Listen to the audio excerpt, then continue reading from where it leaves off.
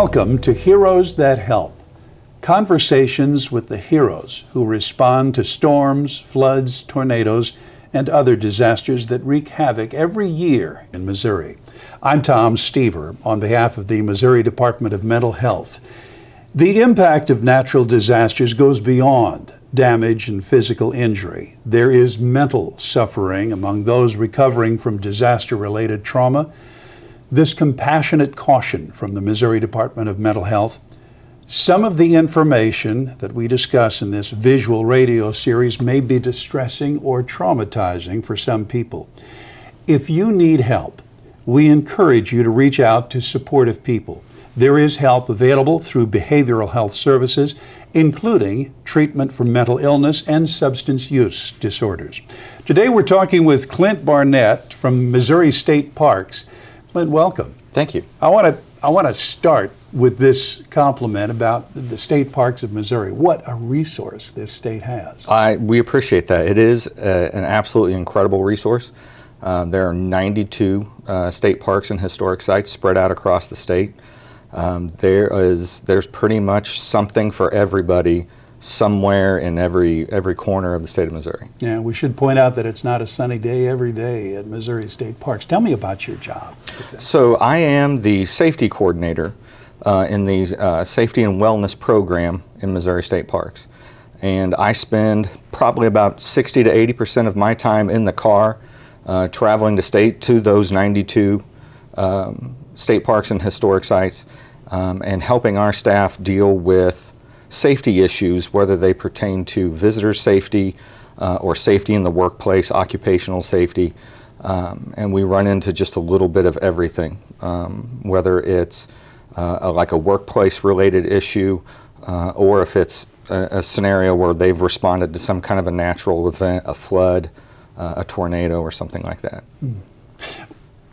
Let's talk about in event of a disaster, something out of the ordinary taking place, something dangerous taking place there. How and when would you and your staff or department get involved? So, the staff that are there in the field, if it's the superintendent or the manager of a particular site, they're going to be involved almost immediately.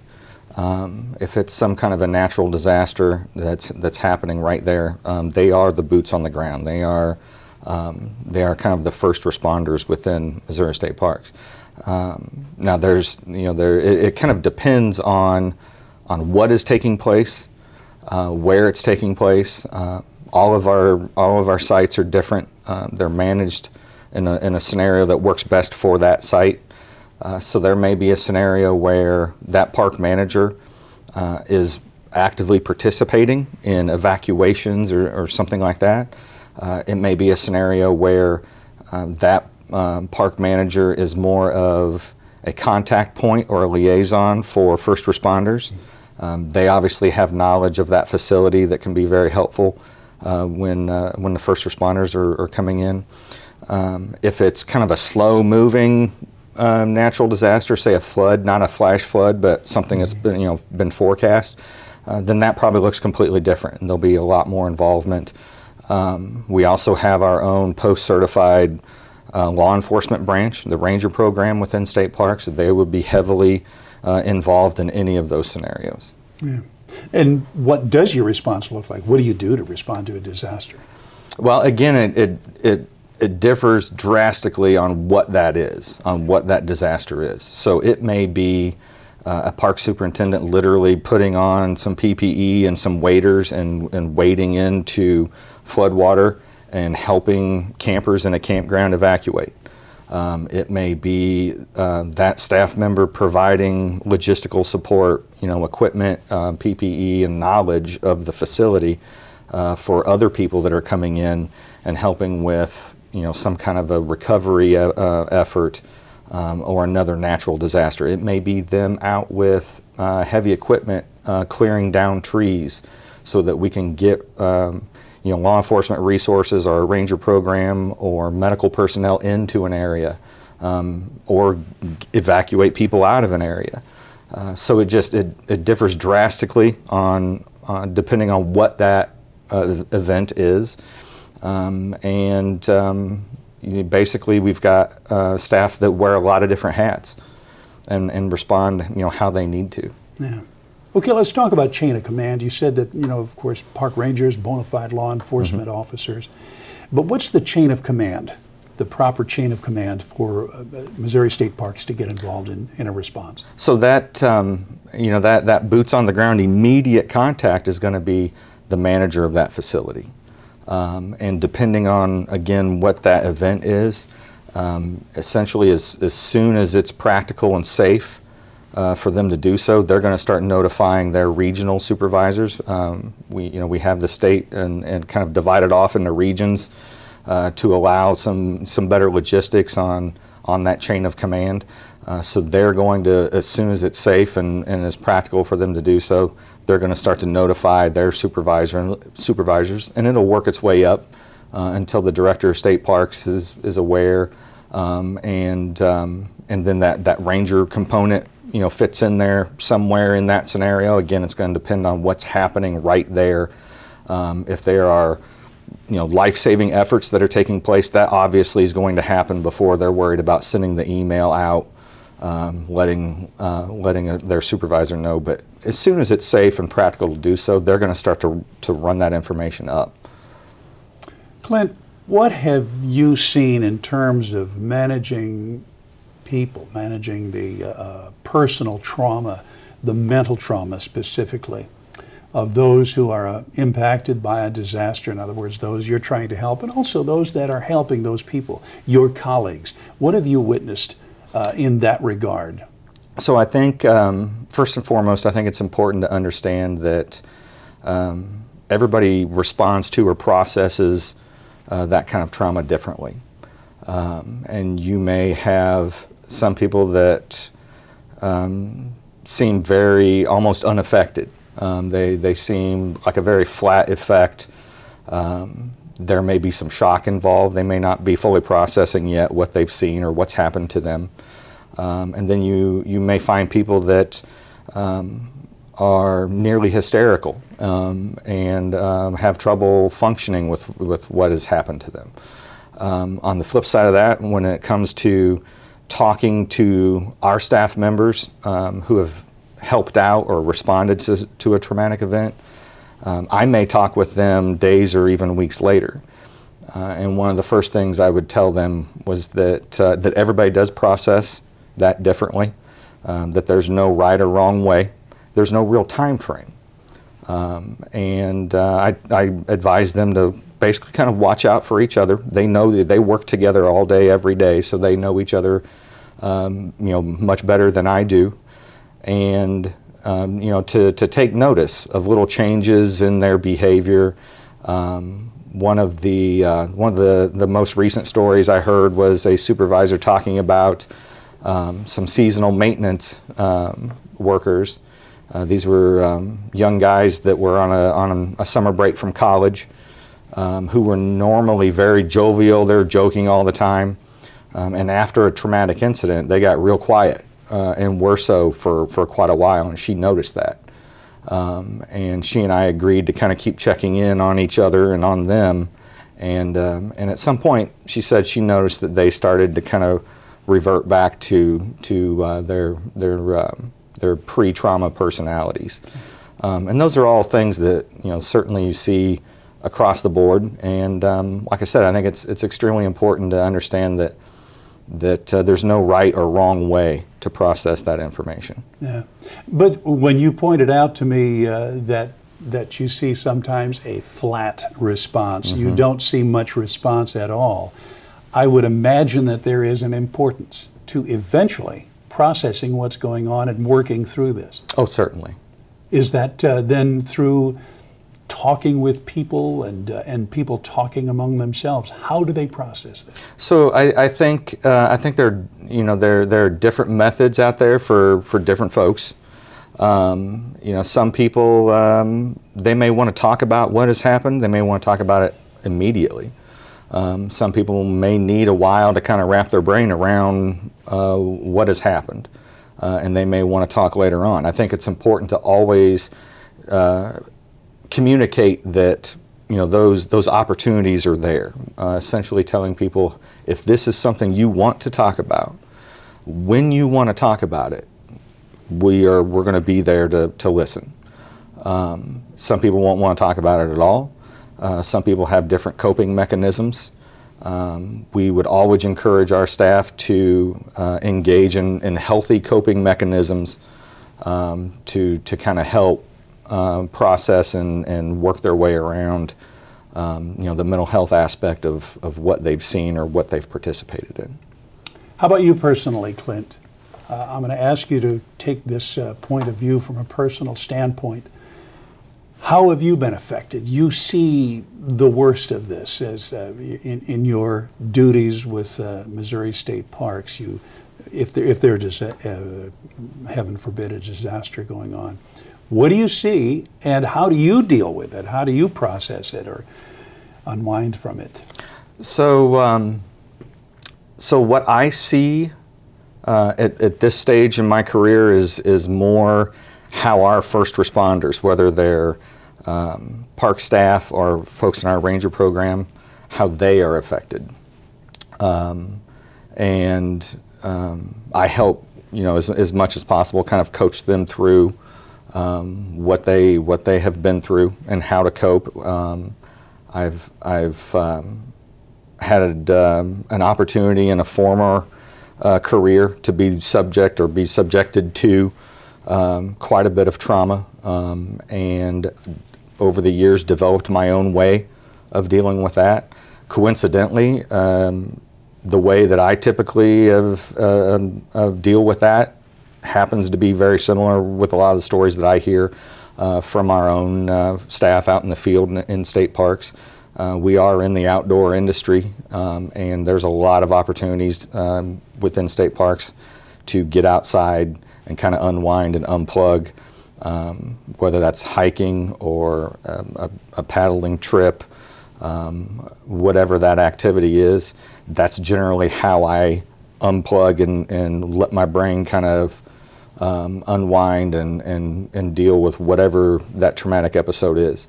I've run into a lot of our staff who employ those same techniques. Mm. So in the course of your career, you were in law enforcement before this. So tell me, I understand that there was a career change for you resulting from just watching out for your own mental health. Tell me about that. So I spent about 14 years in law enforcement, various aspects of law enforcement, from uniform patrol in a post-certified police department, as a detective, and then later on as a non-commissioned investigator for the state of Missouri, and even later on kind of in the private sector. And there's a lot that goes along with that. There's a lot of traumatic events that you are witness to or somehow involved in. And the time that I spent in law enforcement, we're talking late 90s up through the 2000s. So I think the law enforcement industry does a much better job today, as does Missouri State Parks and a lot of industries, on understanding mental health and helping people through whatever their scenario is, whatever they run into on the job site.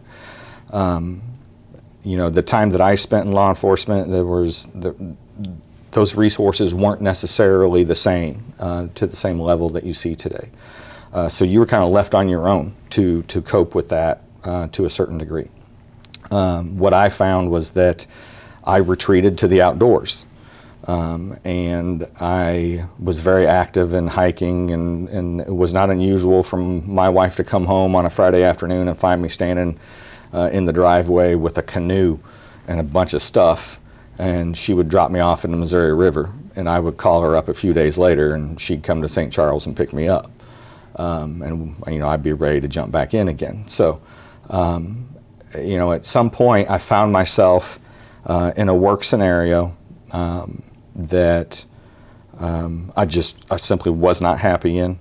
There was a lot of, it was nearly a toxic environment, and At some point, as much as you try not to, it's difficult not to bring some of that home.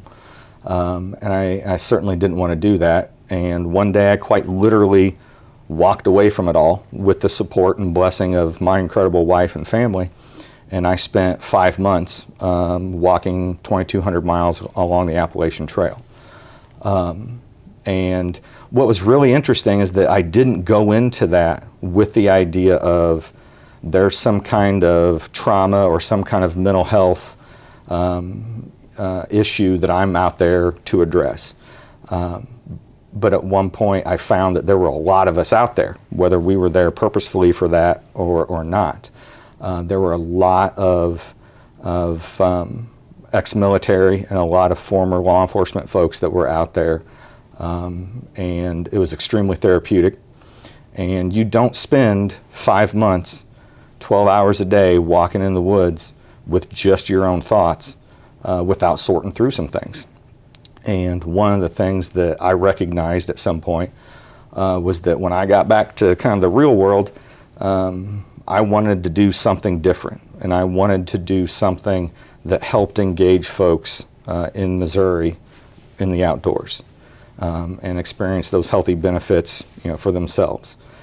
So when I got back, it took about a year or so for things to kind of fall in place, but I found myself at Missouri State Parks. And when I transitioned into the safety and wellness program, what I found was that my former law enforcement background meshed extremely well with the safety and wellness program and helping our folks out in the field, whether they're our staff or visitors.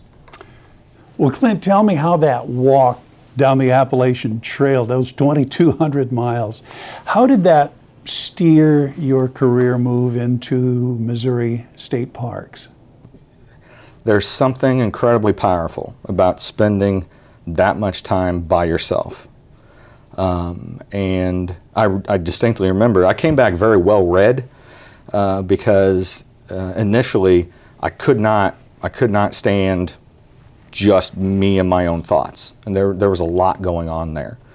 And I listened to a lot of audiobooks along the way.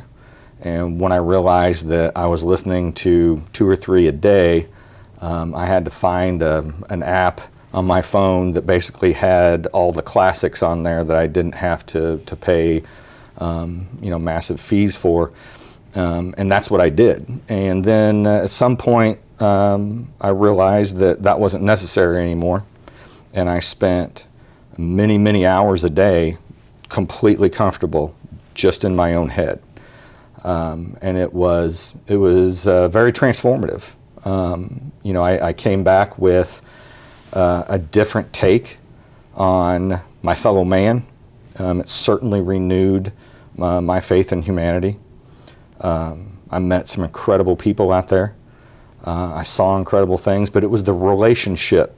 It was the people you met and the relationships you built along the way that were really incredible. Yeah. I wanted to try to hang on to a bit of that, and that's what steered me back to the outdoor recreation industry. And in the state of Missouri, it guided me quickly to Missouri State Parks. Well, we've been talking about your job in wellness and safety for Missouri State Parks, but of course most of what goes on is very nice and a pleasant experience for the vast number of people who take advantage of Missouri State Parks.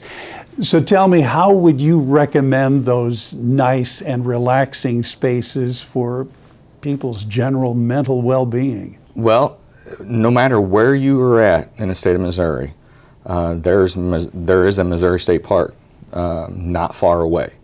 And that plan is very purposeful to try and spread those opportunities out to as many people across Missouri as possible. Within those facilities, there's any number of outdoor activities. You can always find a trail to hike. We rent kayaks and stand-up paddle boards at some facilities. There are boats that are for rent at some facilities. There's fishing opportunities. Pretty much anything that you're interested in doing outdoors, you're going to be able to find a facility in Missouri State Park somewhere in the state that will be of interest to you. Thank you, Clint Barnett. With Missouri State Parks, Clint is one of our important heroes that help when disaster strikes. Heroes That Help is brought to you by the Missouri Department of Mental Health and is made possible through a disaster response state grant. Please, if you need help, reach out to supportive people from the Missouri Behavioral Health Services or another mental health professional. Join us again when we'll talk with another of our Heroes That Help. And remember, recovery is possible. I'm Tom Stever.